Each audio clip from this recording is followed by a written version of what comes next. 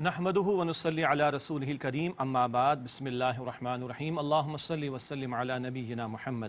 ناظرین کرام السلام علیکم ورحمۃ اللہ وبرکاتہ۔ لیکن اللہ یشہد بما انزل الیک انزلہ بعلمہ، لیکن اللہ تعالیٰ اس بات پر گواہی دیتا ہے کہ جو اس نے آپ صلی اللہ علیہ وسلم کی طرف نازل فرمایا وہ اپنے علم سے نازل فرمایا۔ والملائکۃ یشہدون، اور فرشتے بھی گواہی دیتے ہیں۔ وکفی باللہ شہیدا، اور اللہ تعالیٰ کافی ہے بطور گواہ کہ آپ صلی اللہ علیہ وسلم اللہ کے سچے رسول ہیں۔ ان الذین کفروا، بے شک وہ لوگ جنہوں نے کفر کیا، وصدوا عن سبیل اللہ، اور جنہوں نے اللہ کے راستے سے روکا، قد ضلوا ضلالا بعیدا، یقیناً وہ گمراہی میں دور جا پڑے۔ ان الذین کفروا وظلموا، بے شک جن لوگوں نے کفر کیا اور ظلم کیا، لم یکن اللہ لیغفر لہم ولا لیہدیہم طریقا، اللہ انہیں نہیں بخشے گا اور نہ انہیں ہدایت دے گا سیدھے راستے کی۔ الا طریق جہنم خالدین فیہا ابدا، مگر جہنم کے راستے کی بات کہ اللہ اس کی طرف ان کو پہنچائے گا، چلائے گا۔ وکان ذلک علی اللہ یسیرا، خالدین فیہا، وہ اس میں ہمیشہ ہمیشہ رہیں گے۔ وکان ذلک علی اللہ یسیرا، اور یہ بات اللہ تعالیٰ پر بہت آسان ہے۔ اللہم انا نعوذ بک من عذاب جہنم، اے اللہ ہم تیری پناہ میں آنا چاہتے ہیں جہنم کے عذاب سے۔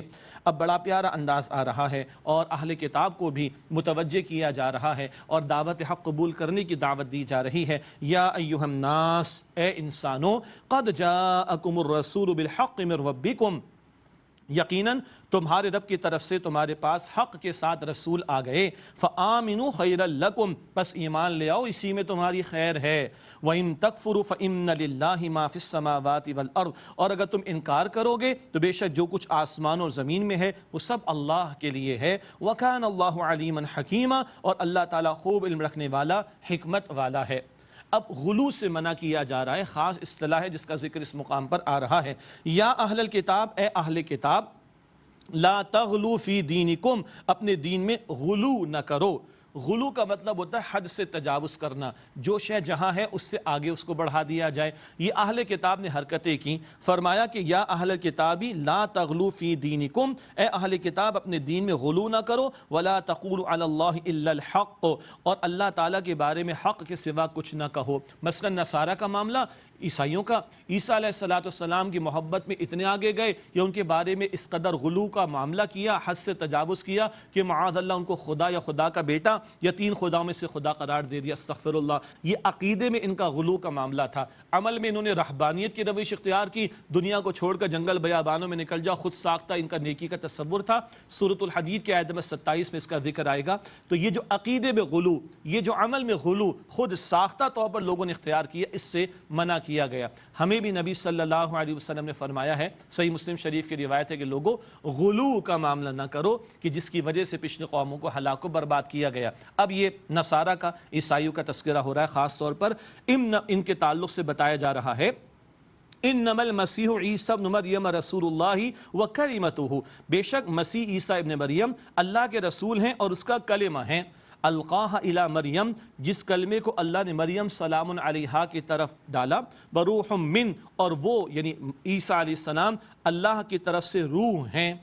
فآمنوا باللہ ورسولہ، بس تم اللہ اور اس کے رسولوں پر ایمان لاؤ۔ یہ دو اہم باتیں ہیں، اللہ کا کلمہ کہا گیا عیسیٰ علیہ السلام کو اور روح کہا گیا عیسیٰ علیہ السلام کو، تو وہ کلمت اللہ بھی ہیں، روح اللہ بھی ہیں۔ کیا مطلب؟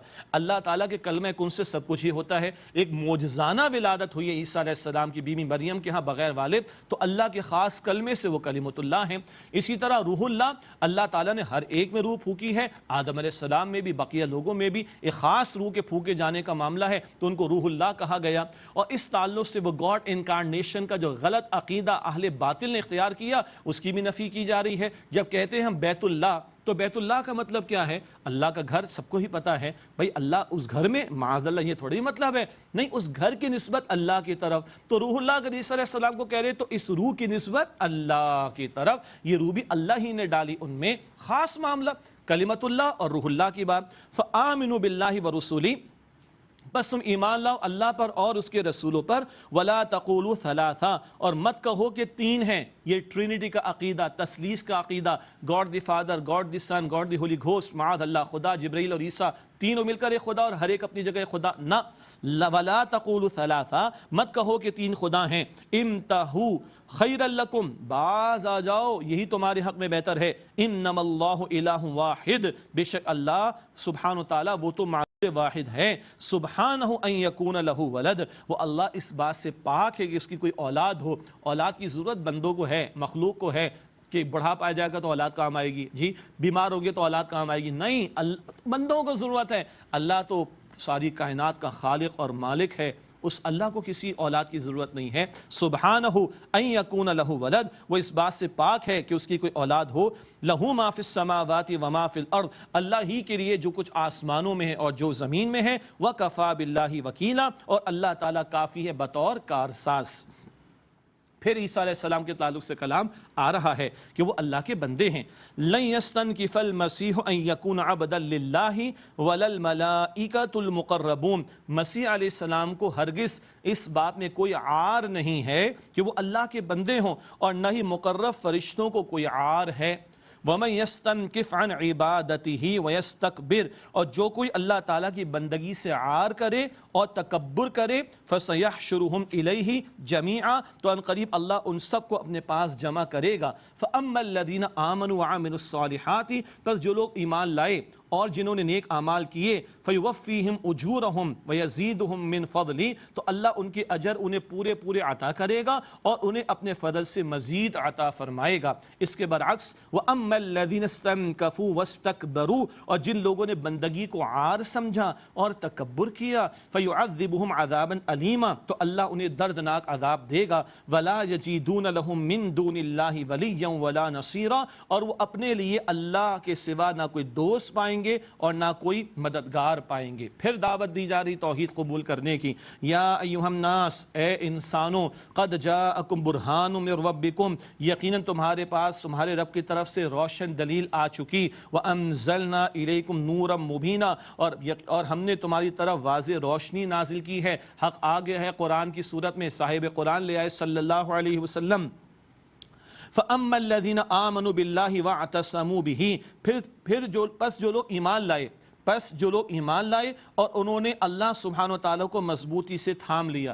اللہ کو تھامنے کے لیے اللہ کی رسی کو تھامنا، سورہ آل عمران آیت نمبر 103، وَاعْتَصِمُوا بِحَبْلِ اللَّهِ، اللہ کی رسی قرآن کو تھامیں گے تو یہ اللہ کو تھامنا۔ وَاعْتَصَمُوا بِهِ، اور جنہوں نے اللہ کو مضبوطی سے تھام لیا، مراد اس کی رسی، فَسَيُدْخِلُهُمْ فِي رَحْمَةٍ مِّنْهُ وَفَضْلٍ، تو ان قریب انہیں داخل فرمائے گا اپنی رحمت اور فضل میں، وَيَهْدِيهِمْ إِلَيْهِ صِرَاطًا مُسْتَقِيمًا، اور انہیں اپنی طرف سیدھے راستے کی رہنمائی عطا فرمائے گا۔